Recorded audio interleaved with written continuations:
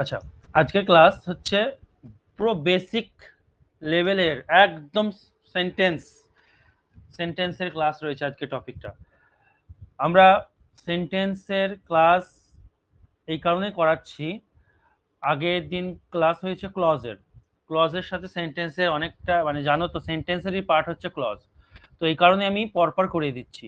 অনেক কিছু তোমাদের এখানে আমি বলবো এক্সট্রা। আমরা ছোটবেলা থেকে সেন্টেন্স কাকে বলে সবকিছুই পড়ছি, ঠিক আছে, কিন্তু তাছাড়াও এক্সট্রা অনেক কিছু বলবো যেগুলো অন্যান্য গ্রামার করতে চরম কাজে লাগবে। যেমন ক্লজে সেন্টেন্স ব্যাপারটা ছিল, ঠিক সেরকম করে কন্ডিশনাল সেন্টেন্সে খুব কাজে লাগে। এই কারণে এই চ্যাপ্টারটা করিয়ে দিই। চলো দেখি। দেখো, সেন্টেন্স করার আগে আমি তোমাদেরকে কতগুলো জিনিস বলতে চাই। যেমন ধরো,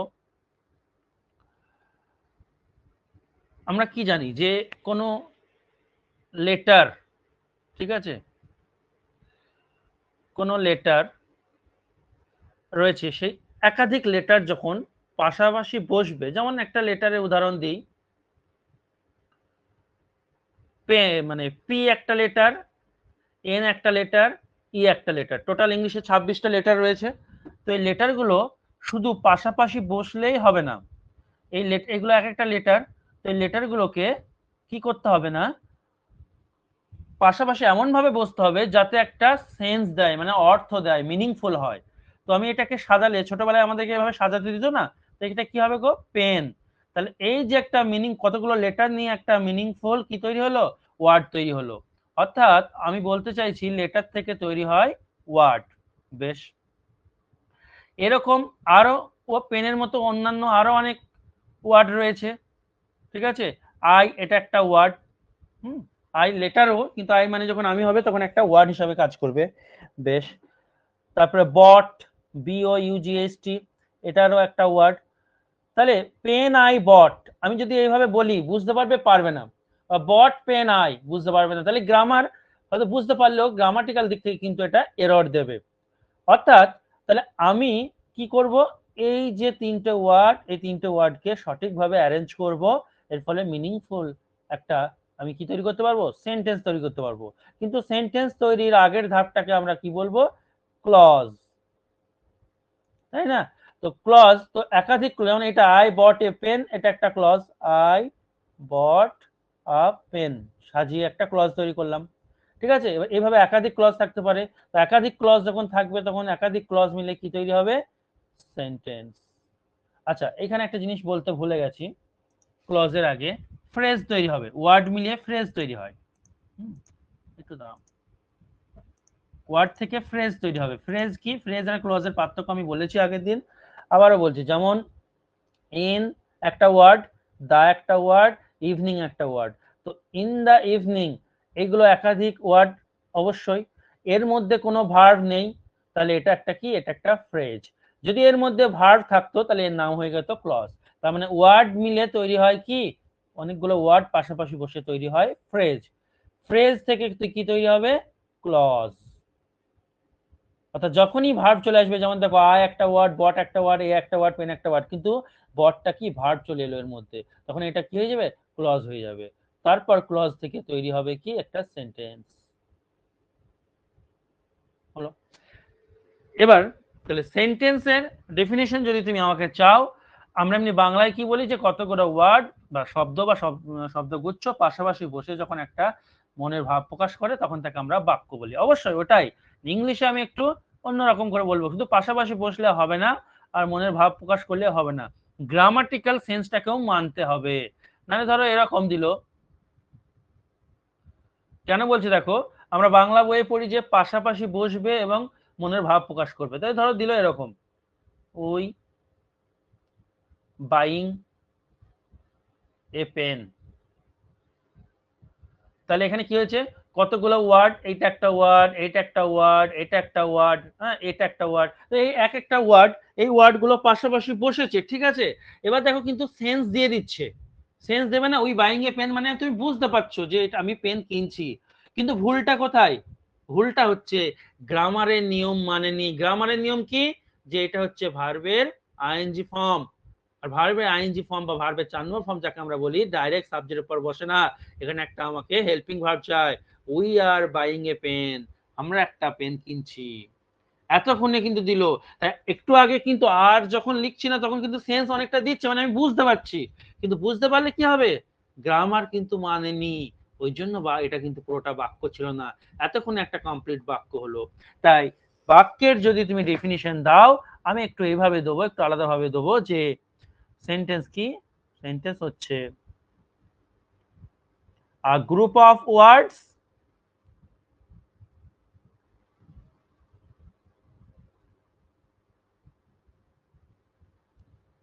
that gives us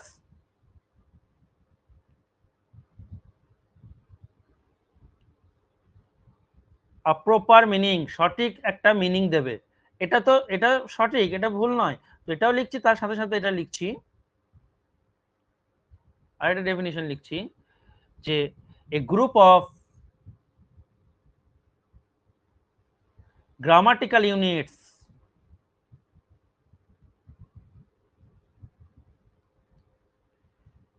গ্রামারের কিছু মানে সমন্বয় সাধনের মাধ্যমে করতে হবে আমাকে একটা বাক্য, কারণ হুট করে আমি একটা বাক্য বলতে পারবো না। যেমন তোমাদের এটা দেখালাম, এটা একটা বাক্য নয়, সেন্স দিচ্ছে, তবু বাক্য ছিল না, কেন ছিল না, কারণ আর বা এখানে একটা হেল্পিং ভার্বের প্রয়োজন ছিল, সেটা দেয়নি। তো এটা আমি কি বলবো, একটু আমাদের ভালো ভাষা, আ গ্রুপ অফ গ্রামাটিক্যাল ইউনিটস, ঠিক আছে। এবার দেখো কি সেটা, গ্রামাটিক্যাল ইউনিটের গ্রুপকে আমি বাক্য কেন বলছি, এদিকে দেখাচ্ছি পরেরটাই। প্রথম ডেফিনিশনটা আশা করি সবাই জানো, প্রথম ডেফিনিশনটা বুঝতে পারছো, যে group of words that gives us, যেটা আমাদের কি দিচ্ছে, একটা প্রপার মিনিং দিচ্ছে, তাকে আমরা বাক্য বলছি। তারপরে ডেফিনিশনটা বললাম, বাক্য হচ্ছে a group of grammatical units, সেটা কি দেখো এবার। তাহলে আমি লিখলাম sentence is equal to a group of grammatical units.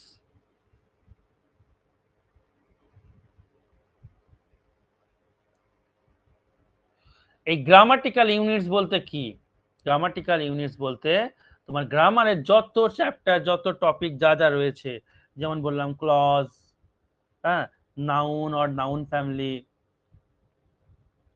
যা যা আমরা এতদিন পড়লাম, তো সেইগুলোকে আমরা বলছি গ্রামাটিক্যাল ইউনিটস। অবশ্যই তাই গ্রামাটিক্যাল ইউনিটস নয়, আই প্লে ফুটবল, এটা একটা বাক্য, তো এগুলো কি গ্রামাটিক্যাল ইউনিটস নয়? অবশ্যই গ্রামাটিক্যাল ইউনিটস, মানে গ্রামারের অংশ, গ্রামাটিক্যাল ইউনিটস মানে গ্রামারের অংশ। আই এটা কি, প্রোনাউন। প্লে এটা কি, ভার্ব। ফুটবল এটা কি, নাউন। তাই নয় কি? তাহলে এইগুলো কি, এগুলো হচ্ছে গ্রামাটিক্যাল ইউনিটস, সেই জন্য আমি এটাকে ডেফিনেশনটা কি দিলাম, এ গ্রুপ অফ গ্রামাটিক্যাল ইউনিটস, এখানে অনেকগুলো গ্রামাটিক্যাল ইউনিটস নিয়ে তৈরি হয় কি, একটা বাক্য। ক্লিয়ার হলো? তাহলে এখানে গ্রামাটিক্যাল ইউনিটস বলতে যত গ্রামারের রুল গুলো আছে, ক্লজ, নাউন আর noun family, pronoun, verb family, ঠিক আছে, সব এটসেট্রা লিখবো আমি, অত আর গ্রামারের চ্যাপ্টার গুলো লিখছি না, এটসেট্রা।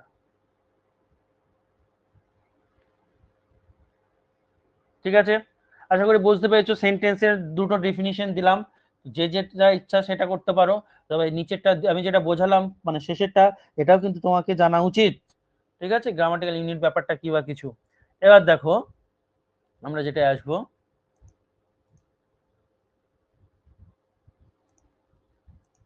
ধরো টাইপস অফ সেন্টেন্সেস, সেন্টেন্সের ভাগ। সবাই আমরা জানি, কারণ অলরেডি ভয়েস চেঞ্জ করে ফেলেছি, ন্যারেশন চেঞ্জ করে ফেলেছি, আমরা জানি যে পাঁচটা ভাগ ছিল বাক্যের, কিন্তু ওটা কি, ওটা ছিল তোমার অ্যাকর্ডিং টু মিনিং অর অর্থ অনুসারে ছিল, তাই না? ওগুলো কি ছিল, অর্থ অনুসারে ছিল। আর একটা হচ্ছে স্ট্রাকচার অনুসারে, অর্থাৎ এটাকে বলতে পারি আমরা ফাংশন ওয়াইজ, ফাংশন ওয়াইজ একটা, বা অর্থ অনুসারে, আর একটা হচ্ছে তোমার স্ট্রাকচার ওয়াইজ, গঠন অনুসারে। দু রকম ভাবে আমরা সেন্টেন্সকে ভাগ করি বা করতে পারি। ফাংশন ওয়াইজ কোনগুলো, ফাংশন ওয়াইজ হচ্ছে তোমার অ্যাসার্টিভ সেন্টেন্স, আমি পুরো লিখছি না, পরের স্লাইডে আছে, imperative sentence, interrogative sentence, optative sentence, exclamatory sentence. ঠিক আছে, তোমরা পুরো ডিটেলে লিখে নেবে। স্ট্রাকচার ওয়াইজ হচ্ছে সিম্পল সেন্টেন্স, কমপ্লেক্স সেন্টেন্স আর কম্পাউন্ড সেন্টেন্স। ঠিক আছে, এইগুলো হচ্ছে সেন্টেন্সের মূল ভাগ। হ্যাঁ বলো বলো। ফাংশন ওয়াইজটা কি বললেন স্যার, আরেকবার বলুন। ফাংশন ওয়াইজ মানে হচ্ছে অর্থ অনুযায়ী, অর্থানুযায়ী। অর্থানুযায়ী বাক্য 5 প্রকার। অর্থানুযায়ী হবে, জানো।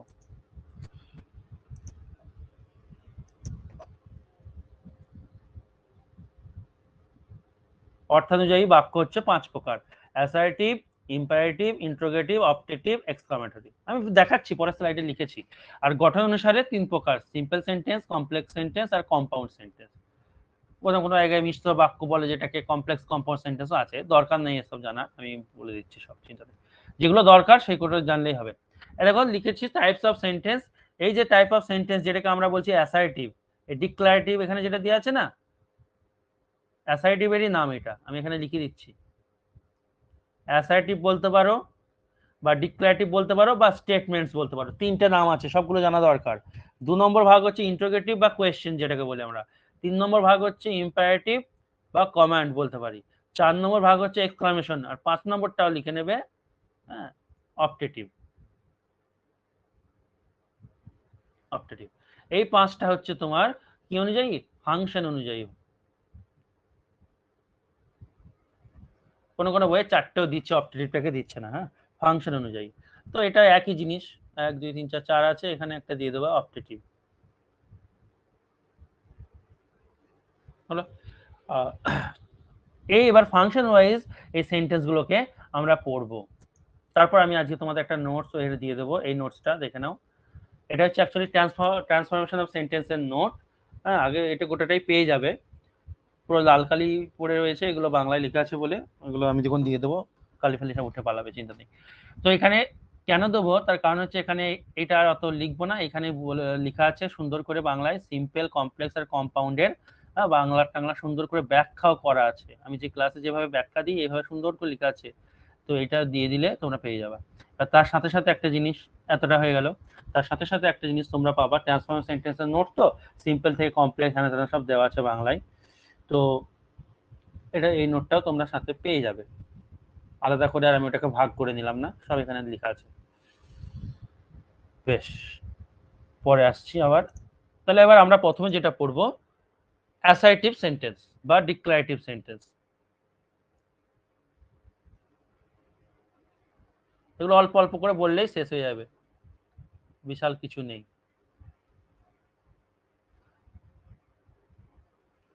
দেখো অ্যাসার্টিভ সেন্টেন্স কি অ্যাকচুয়ালি ব্যাপারটা কি জানো তো, অ্যাসার্টিভ সেন্টেন্স হচ্ছে কোনো কিছু অ্যাসারশন দেয়। অ্যাসারশন মানে হচ্ছে নিশ্চিত করা, নিশ্চিতকরণ। অ্যাসারশন মানে নিশ্চিতকরণ। অ্যাসারশন অথবা কনফিডেন্স, এই দুটোকে এই বাক্য শো করে। অ্যাসার্টিভ সেন্টেন্স কি করে, কোনো একটা বাক্য যখন আমি বলবো, সেই বাক্যের মাধ্যমে আমি যে নিশ্চিত সেই জিনিসটা ঘটেছে বা সেই জিনিসটা বলছি সেটাকে দেখায়, অথবা আমার কনফিডেন্স দেখায়। কি রকম ব্যাপারটা, ধরো তুমি আমাকে বললা যে স্যার, হ্যাঁ, উই প্লেড ফুটবল, আমরা ফুটবল খেলেছিলাম। তাহলে এখানে এর মধ্যে কোনো রকম আছে, কোনো রকম কনফিউশন আছে? কোনো রকম কনফিউশন নেই, তুমি একদম নিশ্চিত হয়েই তো বলেছো। তো অ্যাসার্টিভ সেন্টেন্স মানে হচ্ছে যেটা তুমি একদম নিশ্চিত ভাবে বলছো, অ্যাসারশন দিচ্ছ, নিশ্চিতকরণ করছো, বা কোনো কনফিডেন্সের সাথে বলছো, এখানে কোনো কিন্তু নেই। কিন্তু ইন্টারোগেটিভ সেন্টেন্সে কি হয়, তুমি কি স্কুল যাবে, মানে আমি নিশ্চিত নই বলে তখন জিজ্ঞেস করছি। ঠিক আছে, তো অ্যাসার্টিভ সেন্টেন্সের ডেফিনিশন যদি বলতে চাও, তাহলে আমি এটা লিখে দিই, আ স্টেটমেন্ট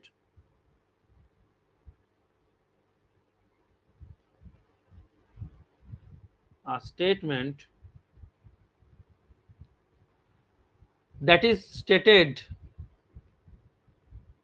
যেটাকে ব্যাখ্যা করা হয় বা বর্ণনা করা হয় বা বলা হয় উইথ কনফিডেন্স, কনফিডেন্সের সাথে বলা হয়। অবশ্যই তুমি যখন কোনো একটা বাক্য আমাকে বলবে, কোনো একটা কথা আমাকে বলবে, তুমি কনফিডেন্ট হয়ে বলবে। আর যদি কনফিডেন্ট হয়ে না বলো, তাহলে নিশ্চয়ই সেরকম ভাবে জিজ্ঞাসা করবে আমাকে, স্যার এটা কি হয়েছিল, তুমি নিশ্চিত নয় বলে। কিন্তু অ্যাসার্টিভ সেন্টেন্সে কোনো রকম জিজ্ঞাসার ব্যাপার থাকে না, কনফিডেন্টের সাথে সবাই বলে। যেমন কিরকম, যে আমি ফুটবল, সে ফুটবল খেলেছিল গতকাল, হি প্লেড ফুটবল। তুমি কনফিডেন্টের সাথেই বলছো খেলেছিল, জানো বলেই বলছো। আবার তুমি তো এরকমও বলতে পারো, সে কাল ফুটবল খেলেনি, এটা তো তোমার confident, he did not play football yesterday. তো এটা তুমি তো কনফিডেন্সের সাথেই বলছো। অর্থাৎ এখান থেকে আমরা বুঝতে পারলাম যে অ্যাসার্টিভ সেন্টেন্স দু প্রকার।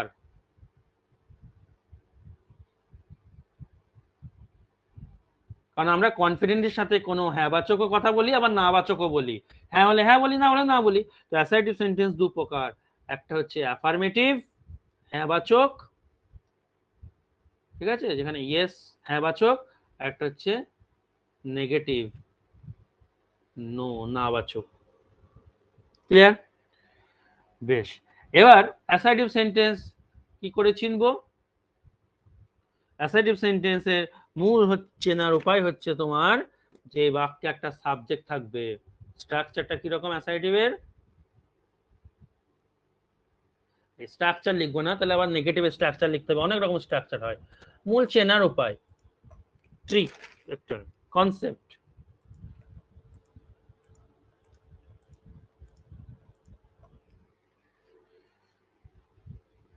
এই সেন্টেন্সে একটি সাবজেক্ট থাকবে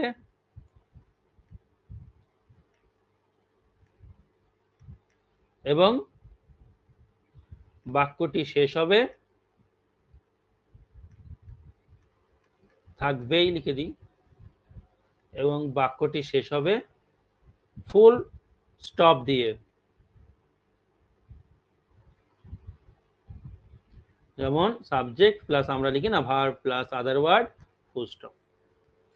এই হচ্ছে ব্যাপার। এবার আমরা চলে আসবো ইন্টারোগেটিভ সেন্টেন্সে। এখানে আর সময় নষ্ট করব না। ও এটা চলে এলো, দাঁড়াও, এটা পরে হচ্ছে, আগে এগুলোকে শেষ করি। এবার 2 নম্বর সেন্টেন্সের নাম হচ্ছে ইন্টারোগেটিভ সেন্টেন্স বা কোয়েশ্চেন, যেটা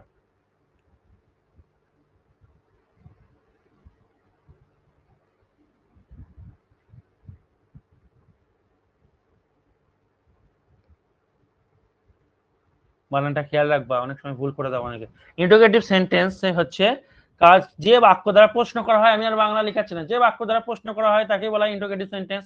তো এর ইংলিশটা আমি শর্টকাটে লিখে দিচ্ছি, যে বাক্য দ্বারা ইন্টারোগেট করা হয়, ইন্টারোগেট মানে হচ্ছে কোয়েশ্চেন করা, ইন্টারোগেট করা হয়, ঠিক আছে।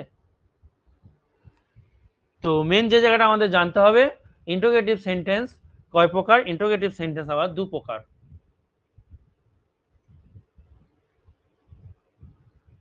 একটা হচ্ছে interrogation based on helping verb. Interrogation মানে প্রশ্ন, হ্যাঁ, interrogation based on helping verb, অর্থাৎ হেল্পিং ভার্বের উপর, হেল্পিং ভার্ব দিয়ে যে প্রশ্নটা করা হয়, যেটাকে আমরা বলি ইয়েস নো কোয়েশ্চেন, ইয়েস বা নো কোয়েশ্চেন, হ্যাঁ বা না বাচক উত্তর হয় যে প্রশ্নের, ঠিক আছে। এর স্ট্রাকচারটা কিরকম? এদের স্ট্রাকচারটা হচ্ছে হেল্পিং ভার্ব আসবে আগে, সাবজেক্ট, তারপরে মেন ভার্ব, তারপরে অবজেক্ট বা আদার ওয়ার্ড, জিজ্ঞাসা চিহ্ন, জিজ্ঞাসা চিহ্ন থাকবেই। এদিকটা কি হবে? এদিকটা হবে ইন্টারোগেশন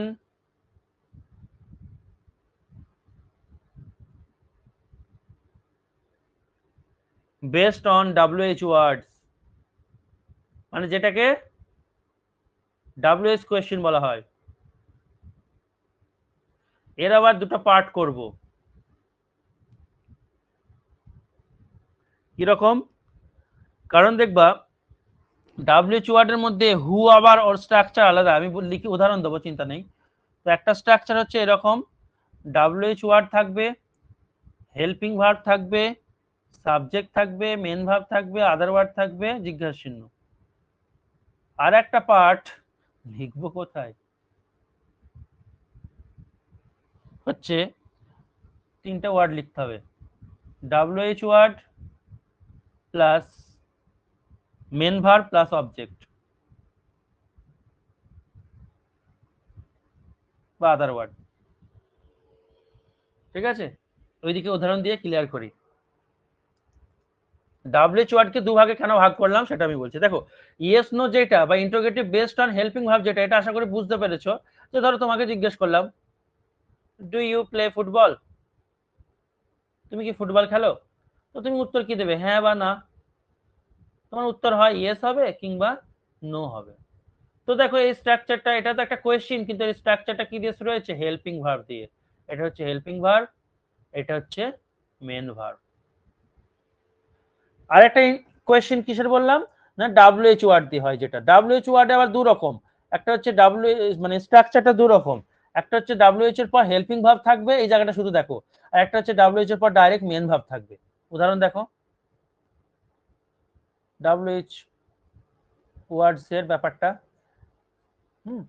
যেমন ধরো তোমাকে জিজ্ঞেস করলাম, why do you play football, তুমি কেন ফুটবল খেলো। আর একটা তোমাকে জিজ্ঞেস করলাম, হু কেম হিয়ার, কে এখানে এসেছিল। দুরকম কোয়েশ্চেন হয় এরকম।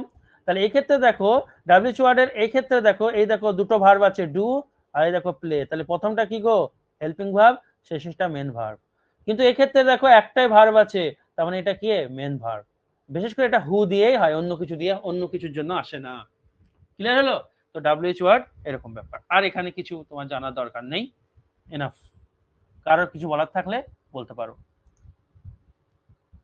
চলো নেক্সট। এবার আমরা পড়বো শর্টকাটে যেটা আছে আগে সেটা করে দিই। আচ্ছা, ইম্পারেটিভ সেন্টেন্স।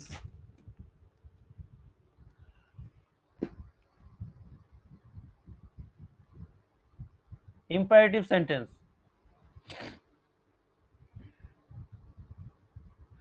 আমরা বহুবার পড়েছি। ইম্পারেটিভ সেন্টেন্স কাকে বলে, কি হয় ইম্পারেটিভ সেন্টেন্সে? ইম্পারেটিভ সেন্টেন্স হচ্ছে যে বাক্য দ্বারা আদেশ, অনুরোধ, উপদেশ এসব বোঝায়, তাই না?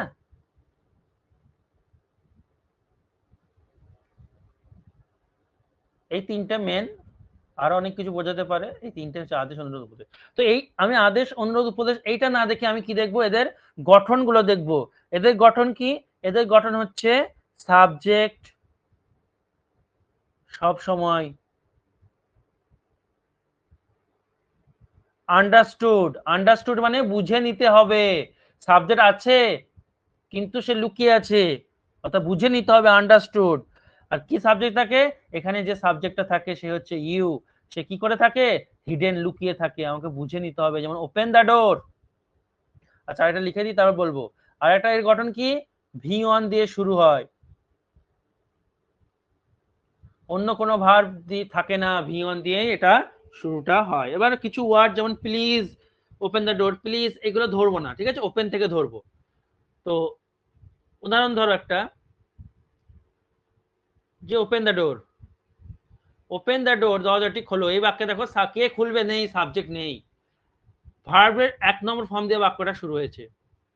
কিন্তু এখানে তুমি দাঁড়িয়ে আছো, তোমাকেই তো আমি বলছি ওপেন দ্য ডোর, অর্থাৎ ইউ, ইউ এখানে হিডেন, ইউ এখানে আন্ডারস্টুড, বুঝে নিতে হবে। এখানে তোমাকে আন্ডারস্টুড মানে বুঝে নিতে হবে, এখানে হিডেন আছে। তুমি সামনে যে থাকবে তাকেই তো তুমি এগুলো বলবে, open the door, shut up, stand up.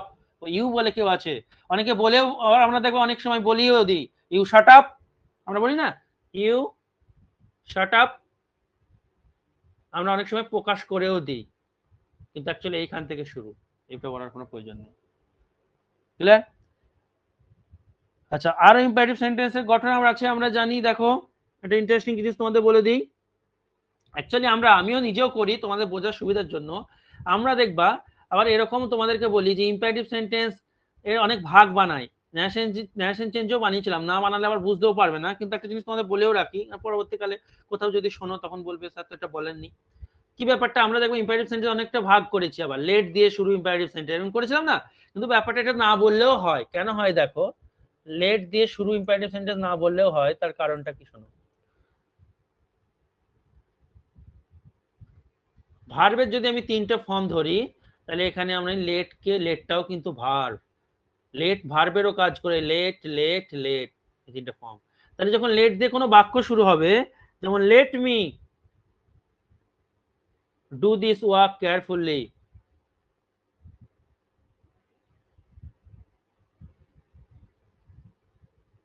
হলো।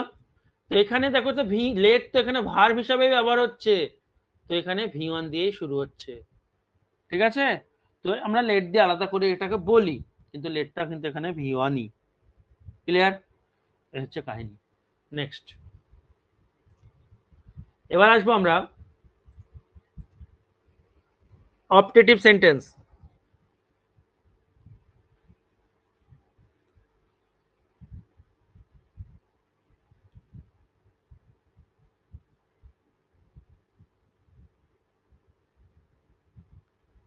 অপটেটিভ সেন্টেন্স জানা আছে আমাদের, যে মেন জিনিস কটা আমি বলছি শুধু, ইচ্ছা প্রকাশ করা হয় যে বাক্য দ্বারা, যে বাক্য দ্বারা তোমার প্রে করি, মে গড ব্লেস ইউ, যেটা যে বাক্য দ্বারা ব্লেসিং আশীর্বাদ দেওয়া হয় ওটা ওই, যে বাক্য দ্বারা অভিশাপ দেওয়া হয় এইসব বাক্যকে আমরা কি বলবো, অপটেটিভ সেন্টেন্স। তো অপটেটিভ সেন্টেন্সের মেন যে স্ট্রাকচার সেটা আমি লিখছি। অনেক রকম অপটেটিভ সেন্টেন্স হয়, মে ছাড়াও অপটেটিভ সেন্টেন্স শুরু হয়, তোমাদের ন্যাশন চেঞ্জ আমি দেখবা বলেছি, ঠিক আছে, আই উইশ দিয়েও শুরু হয় এরকম। তো মেন, আমি মেন জায়গাটা বলছি, মেন স্ট্রাকচারটা বলছি, এখানে যেটা মেনটাই লাগবে। মেন স্ট্রাকচারটা এখানে কি না, মে দিয়ে শুরু হয়, may plus subject plus ভিয়ন plus object বা আদারওয়াইজ ফুল স্টপ। হ্যাঁ, এটা হচ্ছে মেন স্ট্রাকচার। যেমন মে গড ব্লেস ইউ,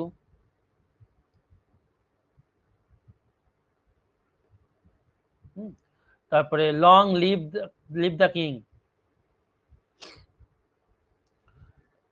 এখানে কিন্তু মে নেই, কিন্তু এখানে মেটা আন্ডারস্টুড বুঝে নিতে হবে, ঠিক আছে। এটা হচ্ছে অপটেটিভ সেন্টেন্স। বেশ,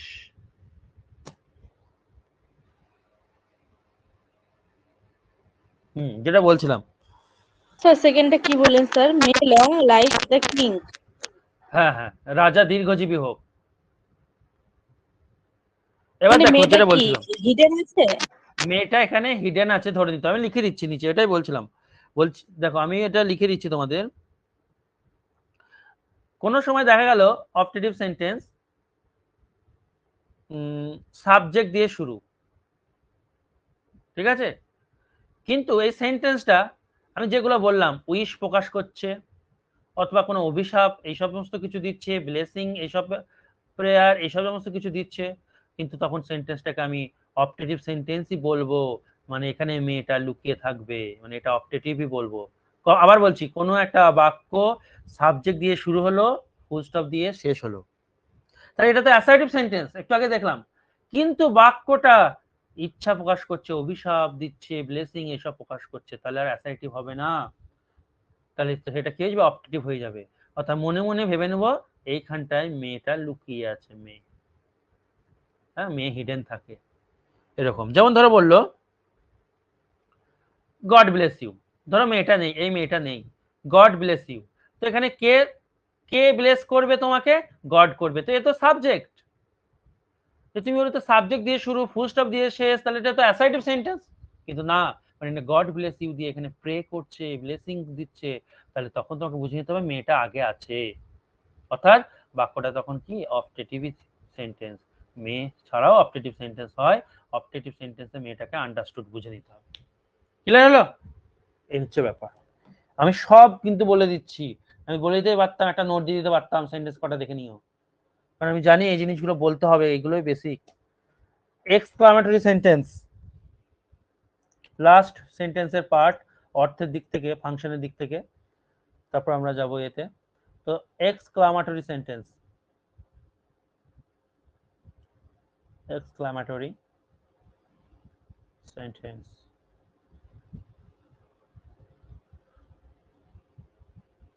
দেখো এক্সক্লামেটরি সেন্টেন্স তোমার কি ব্যাপারটা, শর্টকাটে বলতে গেলে যে বাক্য দ্বারা, হ্যাঁ, সাডেন ইমোশন বোঝায়, মনের আবেগ, সাডেন হঠাৎ করে তোমার ইমোশন, হুররে, হঠাৎ করে ওহ, হঠাৎ করে অবাক হলা কিছু, ওয়াও, এরকম সাডেন ইমোশন প্রকাশ করে। আর অ্যাসার্টিভ এক্সক্লামেটরি সেন্টেন্সের গঠনটা হচ্ছে এরকম, ঠিক একটা ইন্টারজেকশন পাবে, অনেক রকম হয় এক্সক্লামেটরি সেন্টেন্স, তার মধ্যে এক নম্বর একটা মেন হচ্ছে ইন্টারজেকশন পাবে। একটা ইন্টারজেকশন কোনগুলো? হুররে, হ্যাঁ,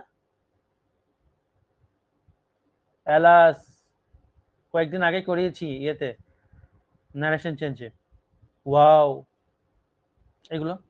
তারপরে অ্যাসার্টিভ সেন্টেন্সের গঠন পাবে, অর্থাৎ অ্যাসার্টিভ সেন্টেন্সের আগে যখন কোনো একটা ইন্টারজেকশন লাগিয়ে দিবে তখন সেটা কি হয়ে যাবে গো? Exclamatory sentence. I think crystal clear, বুঝলে? এখানে তো বিস্ময়সূচক হ্যাঁ সে তো থাকবেই, চিহ্নটা দেখুন থাকবে, টের পাওয়া যায়। হ্যাঁ সে তো পাওয়া যাবে। তো অ্যাসার্টিভ সেন্টেন্সের আগে ইন্টারজেকশন থাকলে সেটা এক্সক্লামেটরি সেন্টেন্সে পরিণত হয়, যেমন হুররে,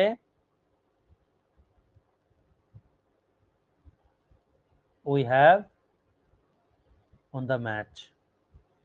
তো we have won the match, শুধু এইটুকু পড়ো তো, we have won the match হচ্ছে অ্যাসার্টিভ সেন্টেন্স, তাই না? সাবজেক্ট আছে ফুল স্টপ দিয়ে শেষ, কিন্তু যখনই এর আগে হুররে লাগিয়ে দিলাম তখন এই গোটাটাই কিসের কাজ করবে? এক্সক্লামেটরি সেন্টেন্স হলো। এটা হচ্ছে মেন, এটা হচ্ছে মেন গঠন। আর গঠন দু একটা পাওয়া যায়, যেমন এরকম যে কি বলে ওটাকে, টাইপ 2, এটা টাইপ 1 করে দিলাম, হ্যাঁ। টাইপ 2 এর স্ট্রাকচারটা ঠিক এরকম,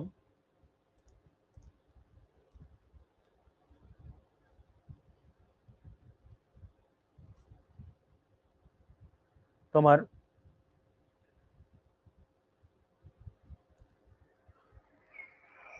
হোয়াট দিয়ে শুরু হয়, আমরা জানি হোয়াট আর হাউ দিয়ে এক্সক্লামেটরি সেন্টেন্স শুরু হয়, ন্যাশন চেঞ্জ যেগুলো বলেছি, what a beautiful flower it is, হ্যাঁ। আবার হাউ দিয়ে হয়, তখন এখানে কোনো অ্যাডজেক্টিভ বা অ্যাডভার্ব বসে হাউ এর পাশে, তারপর কিছু থাকে, চিহ্নগুলো দিয়ে দিলাম, হ্যাঁ। এবার দেখো উদাহরণ কি দেবো, এগুলো তো জানো, what a beautiful flower it is. তো অনেকে হোয়াট দেখে ভাববে যে এটা ইন্টারোগেটিভ সেন্টেন্স, না, এখানে প্রশ্ন করছে না, অবাক হচ্ছে, সাডেন ইমোশন আমাদের, এটা এক্সক্লামেটরি সেন্টেন্স। আর এক রকমের পেতে পারো, রিয়ার, টাইপ 3,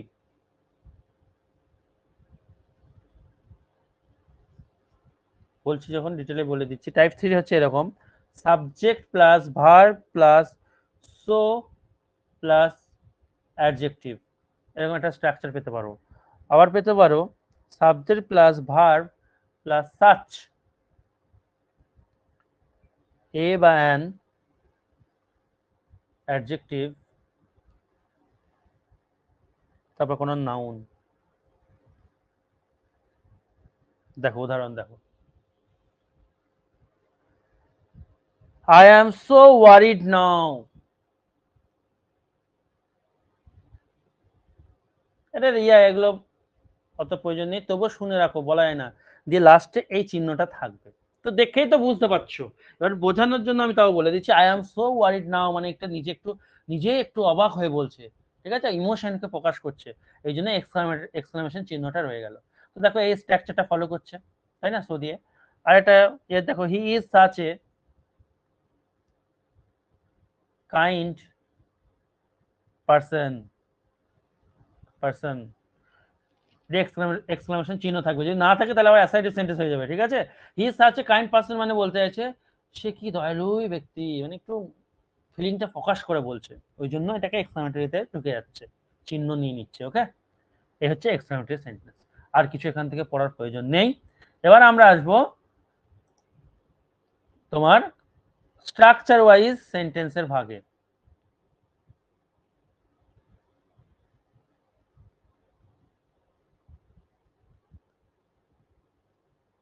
স্ট্রাকচার ওয়াইজ সেন্টেন্স হচ্ছে 3 প্রকার, সিম্পল সেন্টেন্স, কমপ্লেক্স সেন্টেন্স আর কম্পাউন্ড। সরল বাক্য, জটিল বাক্য, যৌগিক বাক্য, আমি সব আছে বাংলায় দেখালাম তোমাদের, দেখতে পাবে। তো কি বলছে চলো ওটাই দেখি, তারপর এখানে আবার আসবো।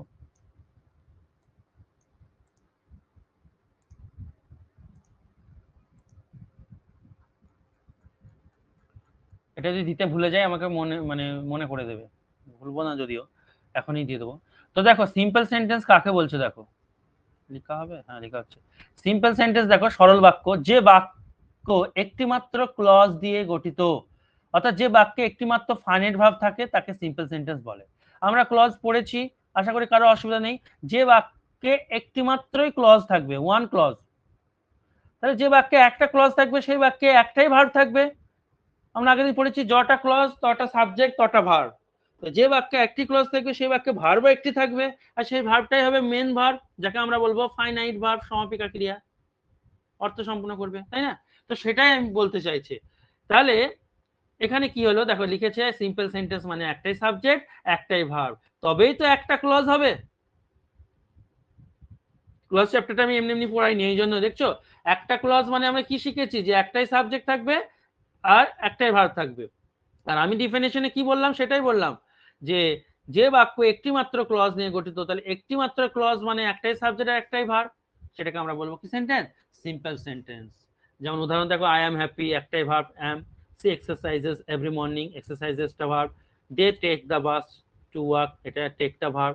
এগুলো সব সিম্পল সেন্টেন্সের উদাহরণ বা সরল বাক্যের উদাহরণ। কিচ্ছু কোনো রকেট সায়েন্স নয়, কোনো রকম জড়াবড়ি যাবে না। হ্যাঁ জড়াবড়ি লাগতো যদি তোমাদেরকে ক্লজটা না পড়াতাম, একটি ক্লজ নিয়ে গঠিত কি বলুন তো, তাই মনে হতো তোমাদের তখন, তাই না? যারা ক্লজ ক্লাস করনি তা ভিডিওগুলো দেখে নিও, তাহলে আরো সুবিধা হবে তোমাদের। তাহলে ওটা গেল। এবার আসছি আমরা, আচ্ছা এইখানটা একটা উদাহরণ দিয়ে সুন্দর করে দেখো আমি ব্যাখ্যা করে দিয়েছি। আই স হিম গোয়িং, আমি তাকে দেখেছিলাম যেতে। এই উদাহরণটা তোমরা দেখতেই পাচ্ছ, এই যে উদাহরণটা দেখতেই পাচ্ছ, আই স হিম গোয়িং, এই উদাহরণটাতে আমি তাকে যেতে দেখলাম, বাংলাতে পুরো দিয়ে দিয়েছি। বাক্যটিতে স এবং গোয়িং দুটি ভার্ব রয়েছে, কিন্তু ফাইনাইট ভার্ব অর্থাৎ প্রেজেন্ট ফর্ম বা পাস্ট ফর্ম হচ্ছে স, গোয়িং এখানে নন ফাইনাইট ভার্ব এবং ওর কোনো সাবজেক্টও নেই। পক্ষান্তরে সাবজেক্ট ভার্বের স ভার্বের অবজেক্ট হলো, সাবজেক্ট হলো আই, সুতরাং বাক্যটি একটি ক্লজ নিয়ে গঠিত। কি বলছে এবার আমি বলে দিই, দেখো তাহলে তোমাদের ক্লিয়ার হবে। আই স হিম গোয়িং, এই বাক্যটা তোমাকে দিতেই পারে, দিয়েও ছিল কয়েকদিন আগে, কি পরীক্ষা হলো মানে কয়েক মাস আগে, কয়েকদিন বলবো না, সহিম গোয়িং, সরল বাক্য, জটিল বাক্য, হ্যাঁ অঙ্গনওয়াড়ি, এই এক্সাম গুলোতে কিন্তু আইডেন্টিফাই করতে দেয় কি বাক্য। তো তোমার অনেক সময় মনে হবে যে এটা একটা ভার্ব, গোয়িংটাও তো ভার্ব, কিন্তু শুধু একটা ভার্ব শুধু দেখলে হবে না। আমি কি বলেছি, ভার্বটা কি হতে হবে গো, ফাইনাইট ভার্ব হতে হবে, সমাপিকা ক্রিয়া হতে হবে। ফাইনাইট ভার্ব কি আমরা প্রত্যেকেই জানি, যে ভার্বটা বাক্যের অর্থকে সম্পূর্ণ করে। তাহলে তুমি সটাকে হাতের তালু দিয়ে ঢেকে নাও, দিয়ে আবার পড়ো তো আই হিম গোয়িং, সেন্স দিচ্ছে? আই হিম গোয়িং সেন্স দিচ্ছে না, তার মানে গোয়িংটা এখানে ফাইনাইট ভার্ব নয়, কি ভার্ব বলবো, নন ফাইনাইট ভার্ব। এবার গোয়িংটাকে ঢেকে নাও হাতে করে, পড়ে থাকলো আই স হিম, বাক্য হচ্ছে না আমি তাকে দেখেছিলাম, হচ্ছে, তার মানে বাক্যের সেন্সটাকে ক্লিয়ার করছে, অর্থাৎ এটা কি এফভি মানে ফাইনাইট ভার্ব, আর এর সাবজেক্ট কে আই, এই দেখো একটা সাবজেক্ট একটা ভার্ব। তো এই হচ্ছে ব্যাপার, যে বাক্যে একটি ফাইনাইট ভার্ব থাকে সেই বাক্যে একটাই ক্লজ, এবং সেই ক্লজটার নাম কি, মেন ক্লজ বা প্রিন্সিপাল ক্লজ। অনেক সময় ডেফিনিশন এরকমও পাবে, যে হয়তো দেওয়া আছে এখানে কিনা জানি না, যে বাক্যে একটি মাত্র প্রিন্সিপাল ক্লজ থাকে বা মেন ক্লজ থাকে তাকে আমরা সিম্পল সেন্টেন্স বলি বা সরল বাক্য বলি, ঠিক আছে? বা ডেফিনিশন এরকম পাবে, যে বাক্যে একটি মাত্র ইন্ডিপেন্ডেন্ট ক্লজ থাকে, ইন্ডিপেন্ডেন্ট মানেই তো হচ্ছে তোমার মেন ক্লজ বা প্রিন্সিপাল ক্লজ, আগে দিয়ে বলেছি, যে অন্য ক্লজের উপর নির্ভর করে না, তাকে আমরা সরল বাক্য বলি, ঠিক আছে? এবার কমপ্লেক্স সেন্টেন্সে এসো।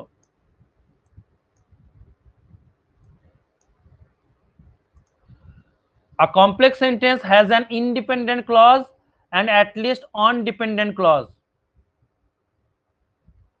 তাহলে complex sentence is equal to কি বলছে, একটা ইন্ডিপেন্ডেন্ট ক্লজ থাকবে,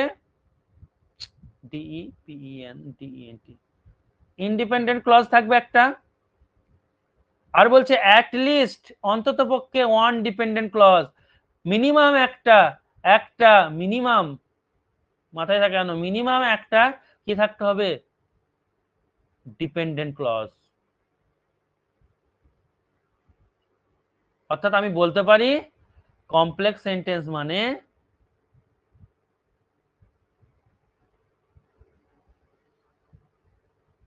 ওয়ান মেন ক্লজ, একটাই থাকবে কিন্তু, প্লাস মিনিমাম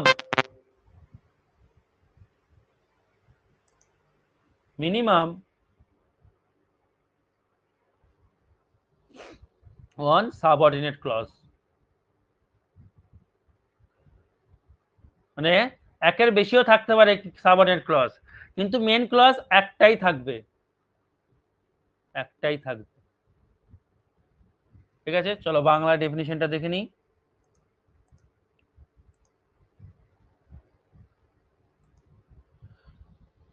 বলছে যে বাক্যে মেন ক্লজ এবং সাবঅর্ডিনেট, যে বাক্য মেন ক্লজ এবং সাবঅর্ডিনেট ক্লজ নিয়ে গঠিত তাকে কমপ্লেক্স সেন্টেন্স বলে। এবার মেন ক্লজ কটা, সাবঅর্ডিনেট ক্লজ কটা কি থাকবে আমি তো আলাদা করে বলেই দিলাম। ঠিক আছে, মেন ক্লজ একটাই থাকবে, সাবঅর্ডিনেট মিনিমাম একটা,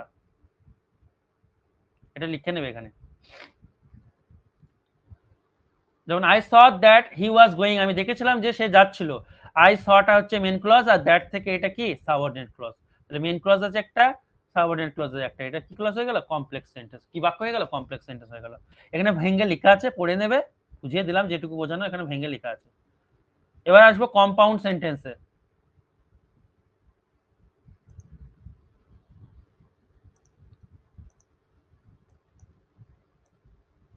এইগুলো ট্রান্সফরমেশন অফ সেন্টেন্স করতে সুবিধা হবে বলে এখানে লেখা আছে। A compound sentence has at least two independent clauses. Independent মানে কিন্তু মেন ক্লজ, আবারও বলছি ইন্ডিপেন্ডেন্ট মানে প্রিন্সিপাল ক্লজ বা মেন ক্লজ। অর্থাৎ সোজা সোজা করে বুঝিয়ে দিচ্ছি, দেখো এখানে দেওয়া আছে যে বারটা হচ্ছে কনজাংশন হলো, তো এখানে একটা কনজাংশন থাকবে মিডিলে এদের, আর দুপাশে কি থাকবে শোনো, দুপাশে প্রিন্সিপাল ক্লজ থাকবে। এটা হচ্ছে মেন ক্লজ বা প্রিন্সিপাল ক্লজ, এটাও দেখো মেন ক্লজ বা principal clause. MC MC. I drink green tea, আমি গ্রিন টি ড্রিঙ্ক করি, তাহলে এটা তো স্বাধীনভাবে অর্থ প্রকাশ করতে পারছে, তাহলে এই ক্লজটার নাম হচ্ছে মেন ক্লজ। ঠিক সেরকম করে দে ড্রিঙ্ক কফি, এটাও তো স্বাধীনভাবে অর্থ প্রকাশ করতে পারছে, তাহলে এটাও কি মেন ক্লজ। শুধু জয়েন করেছে কে? একটা কোঅর্ডিনেট কনজাংশন। তাহলে দুটো কি থাকবে, এদিকে হচ্ছে মেন ক্লজ, এখানে আলাদা করে লিখে দিই, এদিকেও এমসি থাকবে, এদিকেও এমসি থাকছে, মাঝে কি থাকছে? কনজাংশন। হ্যাঁ, এবার তাহলে কেন বললাম বলো তো, কেন লেখা আছে এখানে দেখো ডেফিনেশনটা, compound sentence has at least two independent clause, দুটো মেন ক্লজ অ্যাট লিস্ট থাকতে হবে, না হলে জয়েন করব কি করে? একটাই যদি ধরো মেন ক্লজ থাকে, তাহলে এটা তো, এটা কি ক্লজ, এটা কি ক্লজ হয়ে যাবে গো, কি সেন্টেন্স হয়ে যাবে বলো তো? একটাই যদি মেন ক্লজ থাকে তাহলে এটা কি সেন্টেন্স হয়ে যাবে বলো, উত্তর দাও। একটা মেন ক্লজ মানে কি sentence? Simple sentence. Simple sentence sir. Simple sentence, তাহলে এটা তো সিম্পল হয়ে যাবে। তাহলে কম্পাউন্ড হতে গেলে কি হতে হবে? কম্পাউন্ড হতে গেলে মিনিমাম দুটো মেন ক্লজ থাকতেই হবে। তাহলে দেখো এটা একটা মেন ক্লজ, এটা একটা মেন ক্লজ, কিন্তু যখনই এরা কনজাংশন দিয়ে জয়েন হয়ে যাবে তখন এই গোটাটার নাম হয়ে যাবে কমপ্লেক্স সেন্টেন্স।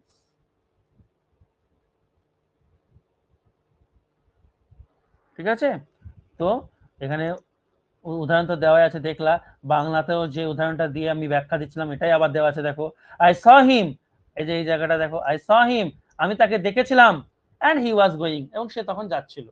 তাহলে আই স হিম, এটা স্বাধীনভাবে অর্থ প্রকাশ করতে পারছে, এটা মেন ক্লজ। আবার দেখো হি ওয়াজ গোয়িং, সে যাচ্ছিল, স্বাধীনভাবে অর্থ প্রকাশ করছে, এটাও মেন ক্লজ। মাঝে শুধু কি আছে? মাঝে কাবাব মেহার ডে, মানে কনজাংশন এন্ড আছে, কনজাংশন। ক্লিয়ার? দুটো মেন ক্লজ জয়েন হচ্ছে, বা দুটালে লেখা আছে দেখো, দুটো মেন ক্লজ বা একাধিক মেন ক্লজ বা একাধিক কোঅর্ডিনেট ক্লজ ক্লজের সমন্বয়ে যখন একটি বাক্য গঠিত হয় তখন তাকে কম্পাউন্ড সেন্টেন্স বলে। এতটাই পড়বে। নিচে একটা, এগুলো সব অন্য নোটস, আমি গোটাটাই দিয়ে দেবো, চিন্তা নেই।